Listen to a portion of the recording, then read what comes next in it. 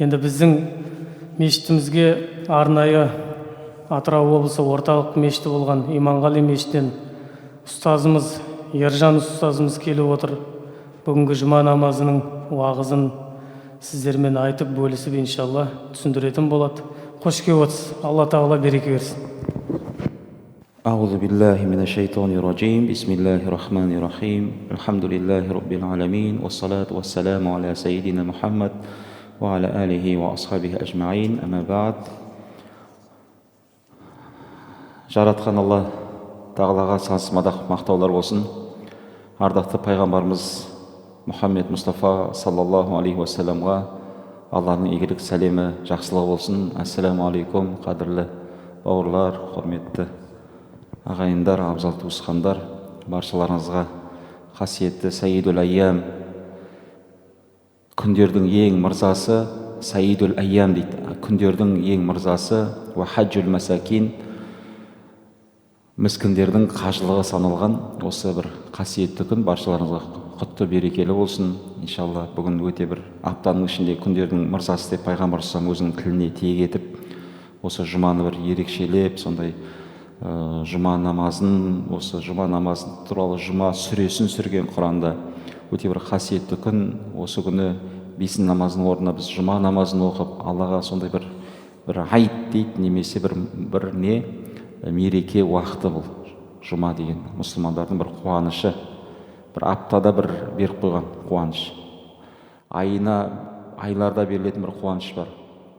Рамазан секілді бар. Жылда берілетін жыл қуанышы бар. Мұхаррам айы сияқты, айларда беретін Рамазан айы сияқты, аптада берілетін мереке, айт мерекелер сияқты сондай бір үлкен мерекелерді ислам дінінде бір діннің шаирі, яғни діннің бір белгілері алған иншалла.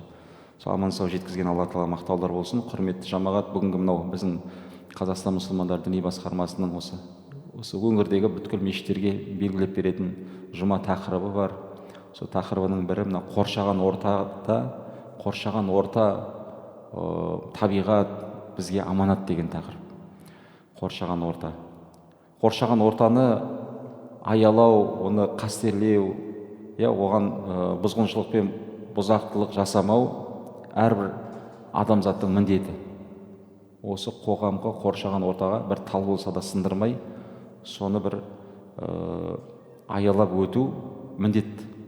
Алла Тағала өзінің кітабы Құранда жер бетінде адамзатты халифа етіп жаратқандығын айтқан.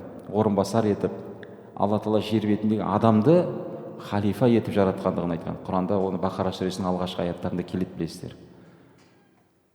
Сонда жаңа періштелер жер бетінде бұзғыншылық жасайтын, қан төгетін жаңағы жаратасың ба дегенде, Алла Тағала не дейді? Мен жалпы Алла Тағаланың білім Алланың қасында дейді. Демек біз бұл адамзат болғаннан кейін бұл ешбір зиян тигізбей қоғамға, былайша айтқанда. Яғни нәтижеде аялап ешбір тіршілік иесіне жанды жансыз болсын зиян тигізбеу бұл жердегі мәселе. Зиян тигізбей, керісінше мейірмен қарауды көрсетеді. Құран кәрімнің аяттарына мән беретін болсақ, адамзаттың жер бетінде жауапкер ретінде жіберілгендігі, жауапкершілікті, аспанды, жерді жаратқанда бұл адам баласы осы басқа бір аятта инна араднал аманати аля самавати вал ард. Басқа бір аяттарда келеді, астағфирулла, инна араднал аманати аля самавати вал ард. Біз мына аманат деген үлкен ұғымды мынау аспанға, тауға жүктеген едік дейді негізі.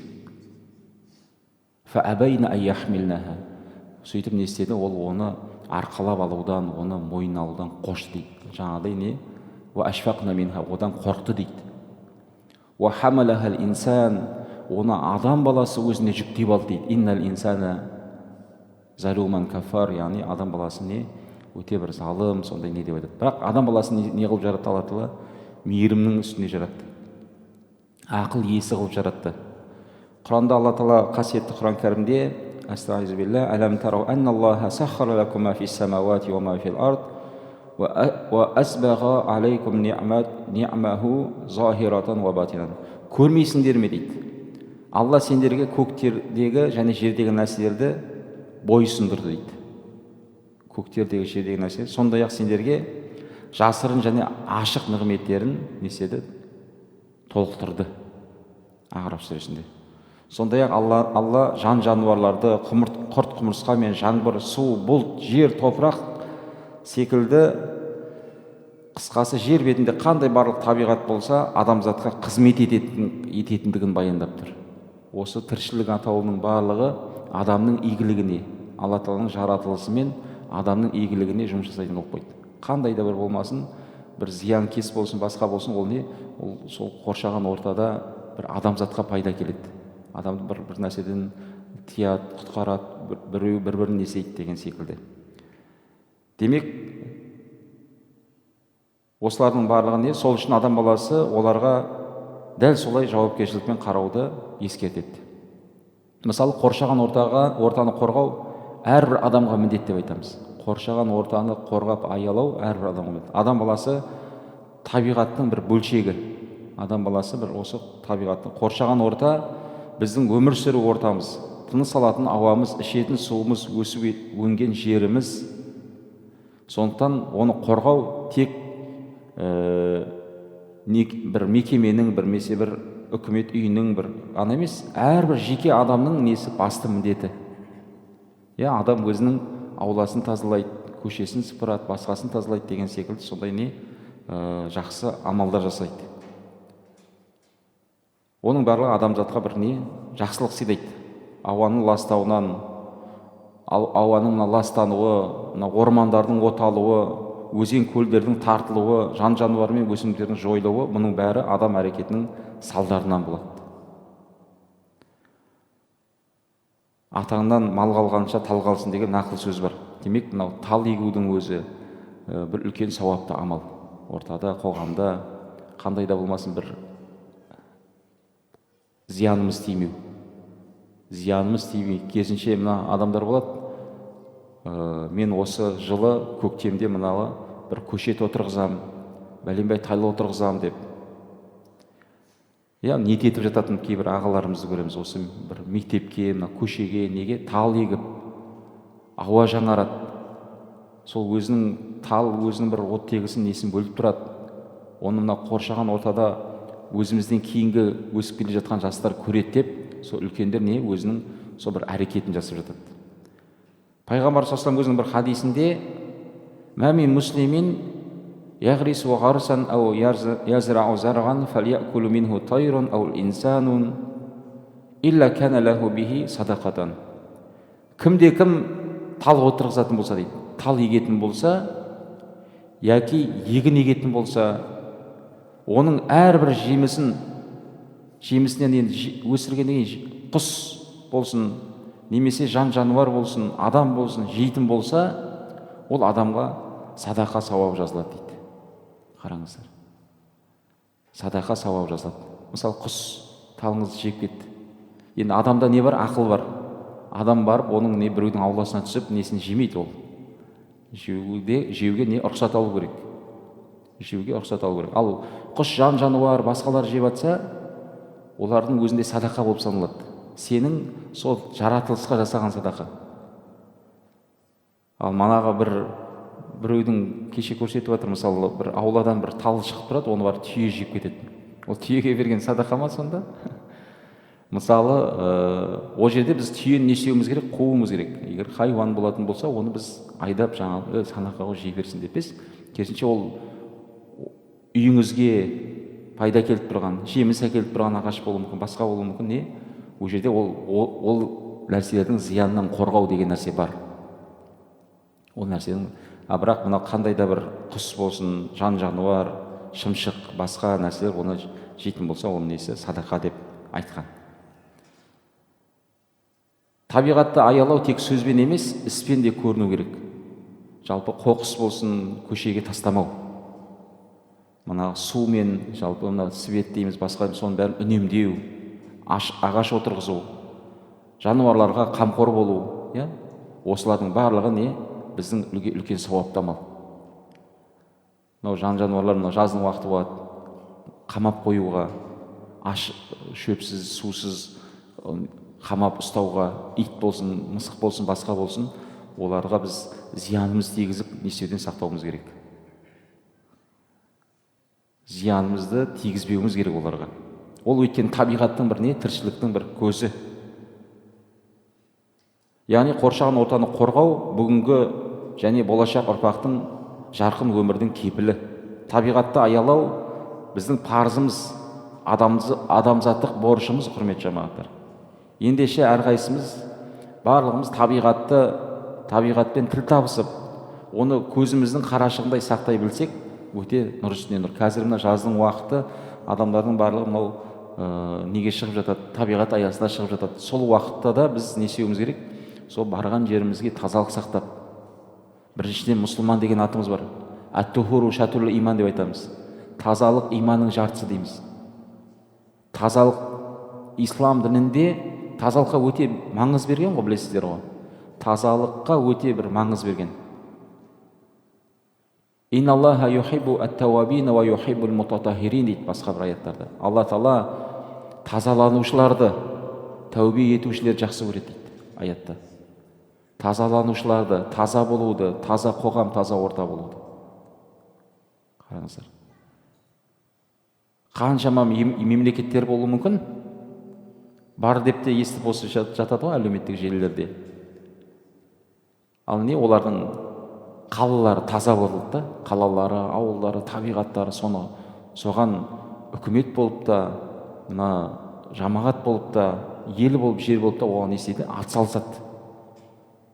Өйткені кешкісін отбасымен, балаларымен жаңағыдай шығып сол табиғатқа барып келудің өзі не, адамның көңіліне қуаныш сыйлайды. Тіпті ол мемлекет, тап-таза мемлекеттерді айтқан уақытта оның өзі кейде мұсылман емес мемлекеті болып қалуы мүмкін. Бірақ не, олар тазалыққа мән беріп жатыр. Ол өйткені ол мен мұсылман емеспін деген нәрсе жоқ. Бір адамдық, ол адам, ол басқа ұлт болса да, ол адамдық сипатты көрсетіп тұр ол жерде. Демек біз адам дұрыс болатын болса, жақсылығы болады екен. Бір ретте бір қыз бала өзінің әкесінен бір табиғат неге шығуды сұрайды. Сыртқа шығып жаңағыдай ойын алаңына барып келуді. Сонда әкесі демалыс күндері бір апарармын деп соған не істейді. Бір уақыт келгенде әкесі жұмыстан шығып кетіп, қайтадан жаңа сауалын қояды шықпай. Сонда әкесі бір жерде жатқан бір қағаз картаны бір құрастыруды сөйлейді дейді, жаңа жерде. Осыны құрастырсаң шығамыз қызым деп. Сөйтсе, әлгі қыз оны шапшаң бүйтіп, картаны бүйтіп құрастырып берген екен. Сол әкесі аңытаң жаңа қалай жасадың деп айтқан уақытта, әке мынаның келесі жақ бетінде адамның суреті бар дейді. Адамның суреттерін өзінің дене мүшелерін бүйтіп қойып шығып едім, жаңа несі шыға келді деп, жаңа аяқ астынан солай болып қалған ғой. Соған әкесі айтқан, егер адамзат бұлай бір болатын болса, онда оның алар асар тауы, алар белесі көп болады екен ғой. Демек адам баласының өзі бір болуы, адам баласының өзі бір дене болуы, ойлануы, ақыл қозғауы, оның бәрі не, үлкен бір жақсылық амал. Ал мысалы көшеде бір табиғатта бір лас нәрсе тастап жатса, сіз айту да сауапты амал. Бауырманы тастамаңыз, алып қойыңыз, ластамаңыз, төкпеңіз мына әрірек төгіңіз, жерге қазыңыз деп, осылардың бәрін үйде ата-ана, бауыр, осылар бағыт бағдар беріп отыру не? Ол үлкен сауапты амал. Бір жағынан әрі сіз өскелең жастарды неге үйреткен болып саналасыз? Еңбекке. Жүр, тал егеміз, жер қазамыз деп, егін егеміз деп. Қараңыздар. Алла Тағала сол Алланың құдіретімен жерді бізге жаратты, жерді бізді пайдалануға берді. Сол жерді қазір жыртып, бір нәрсе тастап дақыл егетін болсақ, оның жемісін көреміз.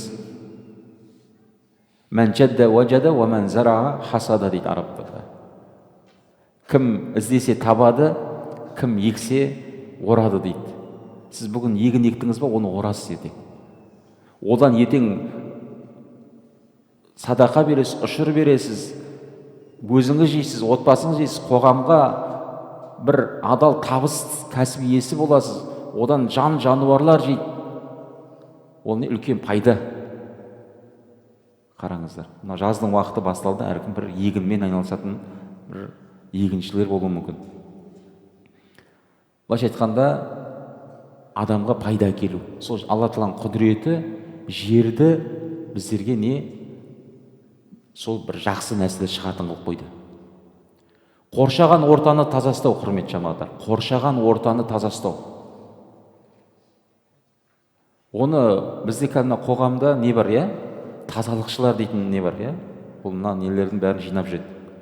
Ол былай жалпылама алғанда тазалықты былай қоғамда, ортада, көшеде тазалықты алып кететін жаңа бір өзінің нелер. Ал негізгі тазалық біз өзімізден басталсақ, ол нұр үстіне нұр болады. Нұр үстіне нұр болады. Жер беті адамдардың игілігіне берілді, құрметті жамағат. Ал ол игілікті таза ұстау Алланың бұйрығы, таза біздің ұстауымыз. Жаратушы иеміз көптеген аяттарда жалпы тазалыққа көңіл бөлуімізді ескертеді біздерге. Бақара сүресінің 60 аятында жер бетінде бұзақылық жасау, бұзғындық жасау, бүлдіру, сындыру іс-әрекетінен аулақ болуымызға шақырады. Астағизу билла. Кулу ва шрабу мин ризқиллахи ва ла та'асау фил арди муфсидин. Оларға Алланың берген ризығынан жеңдер, ішіңдер, алайда жер бетінде жаңа бұзақылық жасамаңдар дейді. Бұзақылық жасап жүрмеңдер дейді. Алланың әмірі. Жер бетінде бұзақылық жасау деген не ол? Мысалы, қоғамды ластау, жаңа талды кесу, ағашты отау, басқа бәрін, оның бәріне қоғамда бір бұзақылықтың бір несіне кіреді. Өйткені тыйым салынады Алланың әмірі. Сонымен қатар пайғамбар саллаллаху алейхи өзінің хадисінде осындай бір хадис келтірген. Су бұлақтардан, жол мен демалатын орындардан жалпы ластаудан тыйған пайғамбар. Соның бірінде иттақу малаина салата. Жаңағы қарғысқа ұшыраған үш нәрседен ненен сақтаныңдар дейді. Сақтанып жүріңдер дейді. Ол не? Әл-баразу фил мауариди. Жаңағы су алатын жерге дәрет сындыру. Немесе жолдың қақ ортасында дәрет сындыру. Немесе бір көлеңкеге жерге дәрет сындыру. Бұның барлығын қарап отыратын болсақ, ағаштың саясына, судың ана қайнарына, көлеңкеге деген нәрсе, мына адамдардың барлығының бір рахат табатын жері. Демалып, бір өзін бір тынығып, содан бір пайда алатын жері. Ал осы нәрсеге адам баласы бір-біріне зиян тигізіп жататын болса, онда ол не? Ал жаңағы лағнеттелген жер неден сақтаныңдар дейді. Лағнеттелген үш нәрседен дейді. Демек, біз осы нәрселерден не істеуіміз керек? Өзімізді тыюымыз керек, құрметті жамағаттар. Қоршаған ортаны ысырапшылдық жасамау. Жаратушы иеміз Алла Тағала Құранда «Кулу ва шрабу ва ла тусрифу иннаху ла юхиббул мусрифин». Ішіңдер, жеңдер, алайда ысырап етпеңдер, өйткені Алла Тағала ысырап етушілерді жақсы көрмейді дейді. Ысырап етпеуде не? Бұл қоршаған ортаға, қоғамға бір пайда әкелетін нәрсе. Ысырап етпеу.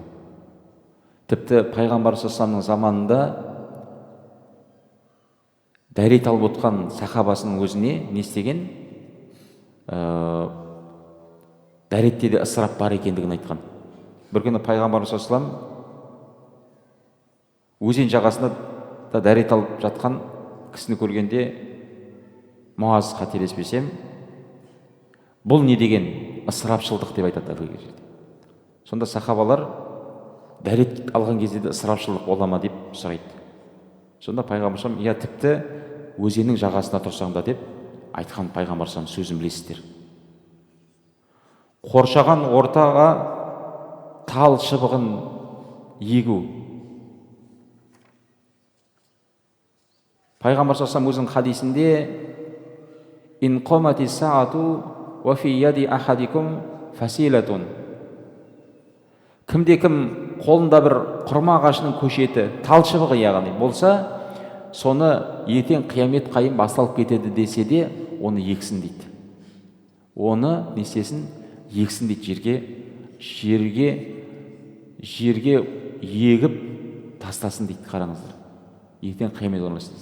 Демек оны біз қашан болмасын біз ағашты егу біздерге ол уақытты жоғалтпайтын нәрсе екендігін айтып жатыр. Қараңыздар, қаншама талдар келеді, жан жақтан сатылатыны бар, бұлай келіп жатқаны бар. Соның барлығын осы үйіміздегі ауламызға немесе осы көшеге ниет етіп, үлкен мына парктерге, нелерге, саябақтарға егу қажет. Өйткені сіз өзіңіздің қолыңызбен ексеңіз, ол үлкен ертең бәйтерек болып жемісін беріп жатса, көлеңкесін сүріп жатса, сол сіздің жасап кеткен жақсылығыңыз ертең сіздің ұрпақтарыңыз айтады. Кезінде айтады ол үлкен кісілер, мен бала кезімде мына тал кішкентай ақ тал еді дейді, бір қара талды айтып жатыр маған айтқандағыз. Қазір қараңыз дейді да, бір үлкен тал болған дейді, көлеңке түсіріп бір машиналарын қойып отыр соның қасына, бір көлеңке қылып, өзі тұрады. Бала кезімізде сол кішкентай тал еді дейді. Сол секілді сіз де ертең айтасыз, сіздің балаңыз айтады, біз кішкентай кезімде әкем еккен тал. Оны әкем еккен тал дегенде талдар бар мынау кейбір үйлерде. Сол сияқты біз бұл хадисте, яғни сенің қиямет келмесе де, сен оны соған амал жасап, сауапты амал жасап, талыңды егіп, жақсылық жасау, жақсылықты амал. Бірде бір патша, бір әкім құрма ағашына отырып жатқан бір үлкен қарияны көреді. Сол қарияға айтады, қария, мынау сіз үлкен ақсақалсыз, мынау жасыңызда азғантай қалып, бұның талдың ертең жемісін көрем деп ойлайсың ба өзің? Деп жаңағы ағаштың жемісінен үмітіңіз бар ма деп, жасыңыз болса біразға келді деп сөйтіп салған екен.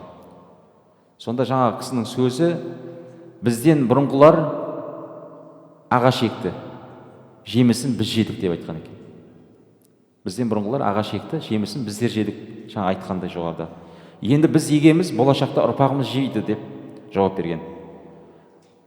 Сол кезде жаңағы әкім патша әлгі кісінің сөзіне таңырқап, жаңағы айналасындағы нелеріне 1000 динар беруін сұрайды. 1000 динар беріңдер мынаған деп. Сол бұл ағаш қандай ғажап, қазірден бастап жеміс беріп жатыр дегенде, пайғамбар жаңағы әкімге, оғанда және әлгі қария бұл тал және жылына 2 рет береді дегенде, жаңағы таңырқаған кісі оған жаңағыдай өзінің сыйақысын берген екен. Не деген мынау ұтымды қарияның жауабы деп. Жан жануарларға мейірімді болу, құрметті жамағаттар. Жан жануарларға мейірімді болу. Оларды кесектеп, оларға бір зорлық, зомбылық көрсетіп, оларды қамап қою не барлығы жақсы іс емес. Ислам рахым мен мейірімнің діні дейміз. Жан жануарларға жасалған әрбір жақсылық сауап, әрине білесіздер. Олар Алланың үнсіз жаратылыстары. Біздің қолымыздағы ол не? Аманат. Сол себепті табиғатқа, жан жануарға деген жауапкершілігіміз, құрметті жамағаттар, үлкен біздің. Алла Тағала қасиетті Құран кәрімде: "Ва ма мин даббатин фил арди ва ла таирин ятиру би жанахайхи илля умамун амсалукум. Ма фарратна фи китаби мин шайин сумма илайна раббихим юхшарун." Жер басып жүрген жан жануарлардың, қос қанатымен самғап ұшатын құстардың түр-түрі өз алдына бір үмбет болып табылады дейді барлығы. Біз кітапта еш нәрсені қалыс қалдырған жоқпыз деп Алла Тағала осы қайтар жақтарын біз жақ деп Алла Тағала ескертеді. Пайғамбар саллаллаху қоршаған ортамызда өмір сүріп жатқан жан жануарларға мейірімді болуға керектігін ескерткен.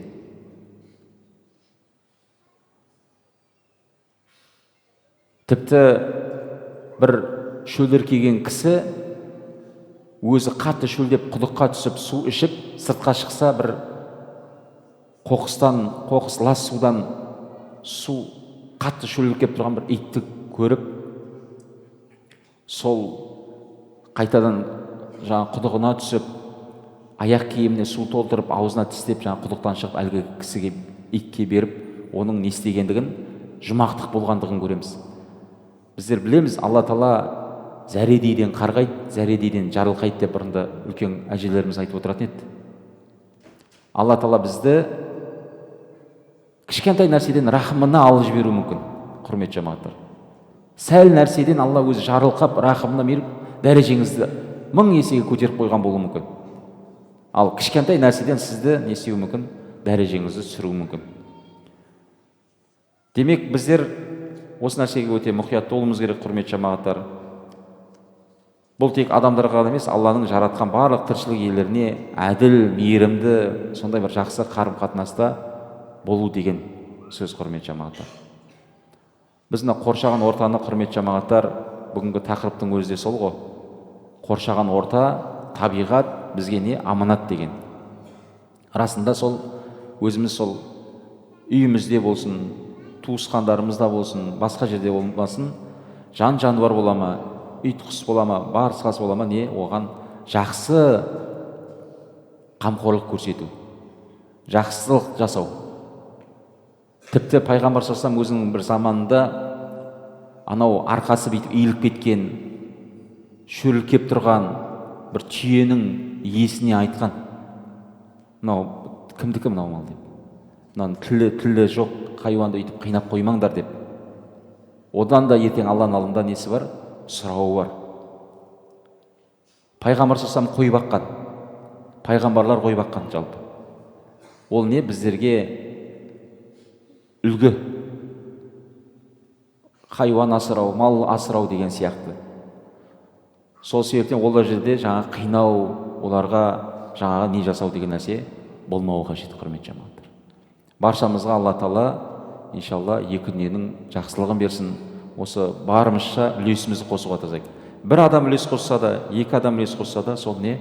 Қоршаған орта, қоғам, үйдегі жаңағы хайуандарымыз асырап жатқан жан жануарлар, қоғам, табиғат аясында жоғарыда айттық, табиғат аясына жазғы уақыт шығып жатады. Ластап кетпеу қоршаған ортаны, тазалап кету артымызды, жинақтап кету артымызды. Соны жинап, бір жерге жинап өртеп, жаңағы тастап кету. Үлкен сауапты амал. Келесі келген адамда мына жерге бір мұсылмандар келген екен деп айтып кетудің өзі сізге сауап жаздыртады. Сіз ол жерде болуыңыз шарт емес. Сізге сауап жаздыртады. Сол арттағы айтып кеткен кісінің батасы, сөзі жақсылыққа келтіреді, құрметті жамағат. Сол себептен баршамызға Алла тағала разы болсын. Осы қоғамымыз, ортамыз таза болсын, қоршаған ортамыз. Жалпы әркім өзінің ауласын сыпырса, көше таза болады деген секілді, өзіміздің ортамызды тазалайтын болсақ, иншалла баршамызға иншалла Алла тағала тазалыққа келеді. Тазалығы бар кісілерге Алла тағала өзі бір жақсылық береді. Тазалыққа жаны құштар, тазалықты сүйетін, тазалық туралы әңгіме айтатын, осы қоғам болсын, орта болсын, барлығына сол нәрсеге, ондай кісілерге Алла тағала береке, жақсылық береді, сөзсіз. Алла тағала разы болсын, құрметті жамағаттар. Намаз кірді ме? Субханака Аллахумма ва бихамдик, ашхаду ан ла илаха илля анта, астағфирука ва атубу илейк, ва ахиру дa'wana анил хамдулиллахи раббил аламин. Аллаху акбар.